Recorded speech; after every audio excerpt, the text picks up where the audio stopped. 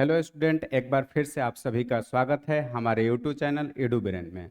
आज class 10th का chemistry chapter 2 हम लोग फिर से कंटिन्यू करने वाले हैं। इससे पहले हम लोग स्टार्ट कर चुके थे, फर्स्ट पार्ट इसका हो चुका है, एसिड बेस एंड साल्ट। आज उसी को हम लोग कंटिन्यू करेंगे। इससे पहले हम लोग फर्स्ट वाले वीडियो में पढ़े थे इंट्रोडक्शन, यानी एसिड क्या होता है, बेस क्या होता है और सॉल्ट क्या होता है। उसके बाद आपको बताया गया था प्रॉपर्टी ऑफ एसिड, फिर बताया गया प्रॉपर्टी ऑफ बेस, एंड फिर बताया गया आपको कि एसिड का रिएक्शन जब होगा मेटल के साथ तो क्या देखने को मिलेगा, बेस का रिएक्शन जब मेटल के साथ होगा तो क्या देखने को मिलेगा।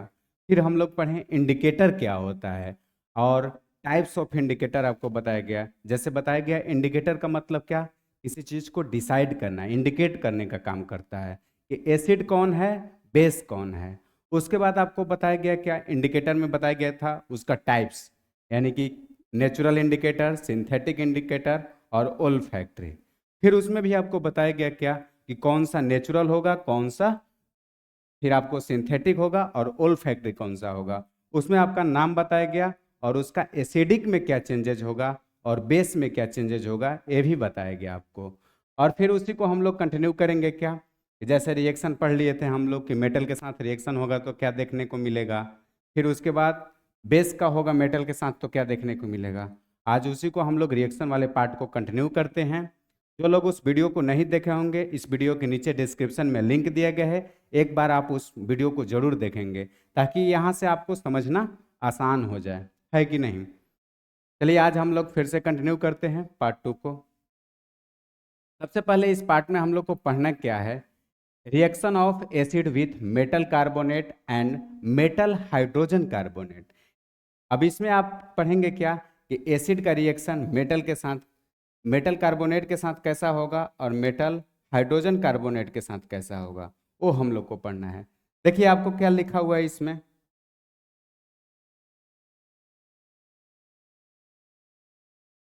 पहला क्या लिखा हुआ है इसमें देखें आप, रिएक्शन ऑफ एसिड किसके साथ, मेटल कार्बोनेट के साथ और मेटल हाइड्रोजन कार्बोनेट के साथ। तो आपको बताया गया क्या कि जब एसिड, एसिड किसके साथ रिएक्शन करेगा, तो एसिड रिएक्शन करेगा मेटल कार्बोनेट के साथ, फिर उसके बाद किसके साथ करेगा, तब मेटल हाइड्रोजन कार्बोनेट के साथ करेगा। तो क्या चीज का फॉर्मेशन होगा वो चीज लिखा हुआ है, acid react with metal carbonate and metal hydrogen carbonate to form salt, carbon dioxide and water. किस किस चीज का फॉर्मेशन होगा, जब एसिड मेटल कार्बोनेट और मेटल हाइड्रोजन कार्बोनेट के साथ रिएक्शन करेगा तो होगा फॉर्मेशन साल्ट का, कार्बन डाइऑक्साइड का एंड वाटर का फॉर्मेशन होगा। फिर आपको लिखा गया है क्या, मेटल कार्बोनेट और मेटल हाइड्रोजन कार्बोनेट, यानी कि ये जो लैंग्वेज में लिखा गया है उसी को रिएक्शन में कन्वर्ट करके लिखा गया है क्या, कि मेटल कार्बोनेट और मेटल हाइड्रोजन कार्बोनेट जब एसिड के साथ रिएक्शन करता है तो किसका फॉर्मेशन होता है, सॉल्ट का फॉर्मेशन होता है, कार्बन डाइऑक्साइड का फॉर्मेशन होता है और वाटर का फॉर्मेशन होता है कि नहीं। तो वही बात लैंग्वेज में लिखा हुआ है, वही बात को रिएक्शन में लिखा हुआ है।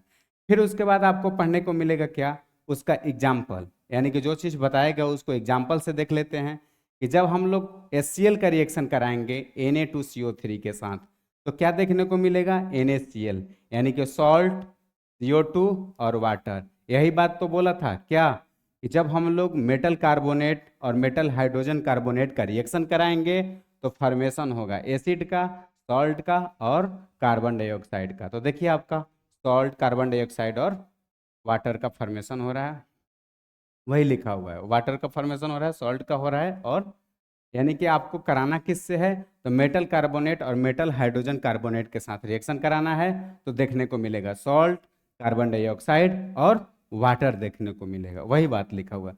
फिर देखिए HCl का कराया गया है NaHCO3 के साथ, यानी कि सोडियम बाइकार्बोनेट के साथ कराया गया है तो NaCl बना, CO2 बना और वाटर बना, यानी कि कहने का मतलब सॉल्ट, कार्बन डाइऑक्साइड और वाटर। फिर क्या लिखा हुआ है कि CO2 can be tested by the passing it through lime water, यानी कि जब हम लोग CO2 को पास करेंगे लाइम वाटर के साथ, किसके साथ, लाइम वाटर के साथ, कैल्शियम हाइड्रोक्साइड के साथ पास करेंगे तो क्या देखने को मिलेगा, it turns lime water milky. वो कैसा चेंज हो जाएगा, मिल्की कलर में चेंज हो जाएगा। यानी कि जब कैल्शियम हाइड्रोक्साइड को CO2 के साथ रिएक्शन कराइएगा तो COCO3 बनेगा, कैल्शियम कार्बोनेट और वाटर बनेगा, है कि नहीं। तो ये सब आपको इस टाइप का रिएक्शन को ध्यान में रखना है, बहुत इंपॉर्टेंट है आपको लिए कि एसिड का रिएक्शन मेटल कार्बोनेट और मेटल हाइड्रोजन कार्बोनेट के साथ होगा तो सॉल्ट का कार्बन डाइऑक्साइड और वाटर का फॉर्मेशन होगा कि नहीं, ये आपको एग्जाम्पल से रखना है। फिर जब हम लोग CO2 को क्या करेंगे, टेस्ट करेंगे, किससे पास करेंगे, लाइम वाटर के साथ करेंगे। यानी कि कैल्शियम हाइड्रोक्साइड का किसके साथ करेंगे, तो CO2 के साथ करेंगे तो CaCO3 प्लस वाटर देखने को मिलेगा। फिर देखिए आगे क्या लिखा हुआ है, आगे हम लोग कंटिन्यू करते हैं। आगे हम लोग को लिखा गया है कि जब मान लीजिए कि CO2 को एक नॉर्मल अमाउंट में मिलाएं और उसको एक्सेस अमाउंट में मिलाएंगे तो क्या देखने को मिलेगा, वो लिखा हुआ है कि व्हेन एक्सेस, क्या एक्सेस अमाउंट में, ज़्यादा अमाउंट में CO2 को मिलाएंगे तो क्या देखने को मिलेगा। तो ज़्यादा अमाउंट में मिलाएंगे तो देखिए क्या देखने को मिल रहा है कि जब CO2 को ज़्यादा अमाउंट में मिलाएंगे तो पास मिल्कनेस डिसअपियर, यानी कि मिल्कनेस वो भाग जाएगा, वो नहीं दिखेगा। तो हो क्या रहा है, देखिए इसमें दिखने को मिल रहा है CaCO3 प्लस CO2 और वाटर, ये जब रिएक्ट कर रहा है तो क्या बन रहा है, कैल्शियम क्या बन रहा है, हाइड्रोजन कार्बोनेट बन रहा है। क्या बन रहा है, कैल्शियम हाइड्रोजन कार्बोनेट, यानी कि कैल्शियम बाइकार्बोनेट भी उसको बोल सकते हैं। फिर लिखा हुआ है क्या, बेसेस डू नॉट रिएक्ट, यानी कि बेस रिएक्ट नहीं करते हैं, किसके साथ नहीं करते हैं, तो metal carbonates and metal hydrogen carbonate, यानी कि बेस का रिएक्शन नहीं होगा, किसके साथ नहीं होगा, तो मेटल कार्बोनेट और मेटल हाइड्रोजन कार्बोनेट के साथ बेस का रिएक्शन नहीं होगा, ये फिक्स हो गया आपका। वही चीज को लिखा गया है, ये लैंग्वेज में है आपका और ये आपका उस फॉर्मेट में लिखा गया है कि बेस का रिएक्शन यदि मेटल कार्बोनेट और मेटल हाइड्रोजन कार्बोनेट के साथ आप कराते हैं तो क्या लिखेंगे, नो रिएक्शन, यानी कि ये मामला पॉसिबल नहीं है। फिर आगे क्या लिखा हुआ है, reaction of acid and base, क्या reaction of acid and base with each other, यानी कि दोनों जब आपस में करेंगे, कौन कौन, तो रिएक्शन ऑफ एसिड और बेस जब दोनों आपस में करेंगे तो क्या देखने को मिलेगा, वो बात लिखा हुआ है। तो क्या एसिड का जब रिएक्शन होगा बेस के साथ तो क्या देखने को मिलेगा, acids and base react to form salt and water, किस चीज का फॉर्मेशन करेंगे, तो सॉल्ट और वाटर का फॉर्मेशन करेंगे। जब भी एसिड और बेस आपस में रिएक्ट करेगा तो किस चीज का फॉर्मेशन होगा, सॉल्ट का और वाटर का फॉर्मेशन होगा। वही देखिए आपका रिएक्शन के फॉर्मेट में लिखा हुआ है कि एसिड जब बेस के साथ रिएक्शन करेगा तो सॉल्ट और वाटर का फॉर्मेशन होगा। किस चीज का फॉर्मेशन होगा, तो एसिड बेस के साथ जब रिएक्शन करेगा तो सॉल्ट और वाटर का फॉर्मेशन होगा। तो ये आपको बात क्लियर रहना चाहिए, है कि नहीं, कि जब एसिड बेस आपस में रिएक्शन करेगा तो सॉल्ट और वाटर बनेगा, ये लिखा था। फिर देखिए आगे, अब इसमें आगे आपको बताया गया है न्यूट्रलाइजेशन रिएक्शन क्या होता है। न्यूट्रलाइजेशन रिएक्शन नाम ही से पता चल रहा है क्या, कि कोई चीज है जो न्यूट्रल हो गया, यानी कि क्या हो गया, कोई चीज जो है न्यूट्रल हो गया। वही बताया जाता है कि जब एसिड बेस आपस में रिएक्शन करता है तो सॉल्ट और वाटर का फॉर्मेशन तो होता है, लेकिन उस प्रोसेस में क्या होता है, न्यूट्रलाइजेशन रिएक्शन कहने का मतलब क्या, ना एसिड रहा ना बेस रहा, उस तरह का हम लोग का स्थिति देखने को मिलता है। ये हम लोग 7 क्लास में भी इसके बारे में पढ़ चुके हैं। देखिए इसमें बताया जाता है क्या न्यूट्रलाइजेशन रिएक्शन में, न्यूट्रलाइजेशन रिएक्शन क्या, अब इस रिएक्शन में देखिए क्या लिखा गया है, reaction of acid with base, यानी कि एसिड का रिएक्शन बेस के साथ कराएंगे, is called as neutralisation reaction. चर्चा उसी का है, किसका, कि एसिड का रिएक्शन बेस के साथ कराएंगे तो क्या हो जाएगा, न्यूट्रलाइजेशन रिएक्शन हो जाएगा। और एसिड बेस के साथ रिएक्शन करता है तो किस चीज का फॉर्मेशन होता है, सॉल्ट और वाटर का फॉर्मेशन होता है। अब देखिए इसका एग्जाम्पल में क्या लिखा हुआ है कि HCl का रिएक्शन NaOH के साथ होगा तो क्या बनेगा, NaCl और वाटर, क्या बनेगा, जब हम लोग HCl का कराएंगे NaOH के साथ तो NaCl और वाटर बनेंगे, यानी कि NaCl क्या है, सॉल्ट है और वाटर बनेगा। जब भी आप एसिड बेस का रिएक्शन कराएंगे तो सॉल्ट और वाटर बनेगा, ये फिक्स हो गया। फिर आपको देखिए ये 4 पॉइंट आपके लिए बहुत बहुत क्या है, इंपॉर्टेंट है, 4 का 4, यानी कि सब आपके लिए बहुत इंपॉर्टेंट है। क्या फर्स्ट में क्या लिखा हुआ है, स्ट्रॉन्ग एसिड, कौन, स्ट्रॉन्ग एसिड को जब हम लोग वीक बेस के साथ कराते हैं, स्ट्रॉन्ग एसिड को किसके साथ, वीक बेस के साथ कराएंगे। तो आप एक चीज याद रखेंगे, क्या, जो स्ट्रॉन्ग होगा वही आपको दिखेगा, है कि नहीं, जो स्ट्रॉन्ग होगा वही दिखेगा। देखिए स्ट्रॉन्ग एसिड वीक बेस के साथ रिएक्शन कर रहा है, तो क्या देखने को मिल रहा है, एसिडिक सॉल्ट देखने को मिल रहा है, प्लस वाटर। वाटर तो सब में है, देख रहे हैं लास्ट में सब में क्या है, वाटर है। वाटर इसमें भी, इसमें भी, इसमें भी और इसमें भी, सब में वाटर है। लेकिन एक चीज देखने को मिल रहा है, क्या, यहाँ पर स्ट्रॉन्ग एसिड है तो कैसा बना, एसिडिक सॉल्ट बना।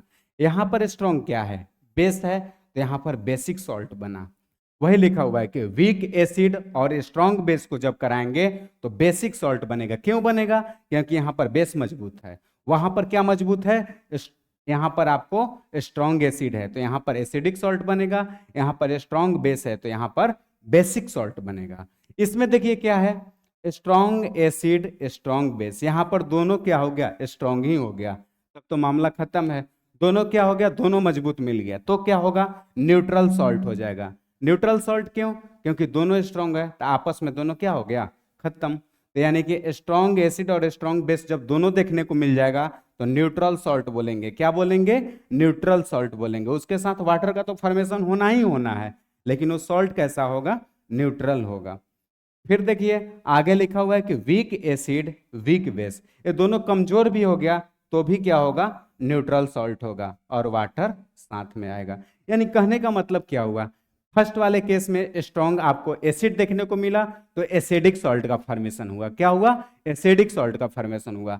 सेकेंड वाले में आपको क्या देखने को मिला, स्ट्रॉन्ग बेस देखने को मिला, तो किस चीज का फॉर्मेशन हुआ, बेसिक सॉल्ट का फॉर्मेशन हुआ। और थर्ड वाले में दोनों स्ट्रॉन्ग दिखा, दोनों स्ट्रॉन्ग यानी कि एसिडिक, स्ट्रॉन्ग एसिड भी है और स्ट्रॉन्ग बेस भी है, तो कैसा सॉल्ट बना, तो न्यूट्रल बना। और फोर्थ वाले में वीक एसिड है और वीक बेस है, तो क्या बना, न्यूट्रल सॉल्ट बना। यानी कि जब दोनों बराबर रहेगा तो न्यूट्रल सॉल्ट का फॉर्मेशन होगा, और नहीं तो जो ज्यादा स्ट्रॉन्ग रहेगा उस सॉल्ट का फॉर्मेशन होगा। एसिडिक रहेगा स्ट्रॉन्ग तो एसिडिक सॉल्ट का फॉर्मेशन होगा, बेसिक रहेगा स्ट्रॉन्ग तो बेसिक सॉल्ट का फॉर्मेशन होगा। एक क्लियर रहना चाहिए। फिर उसके बाद देखिए आगे,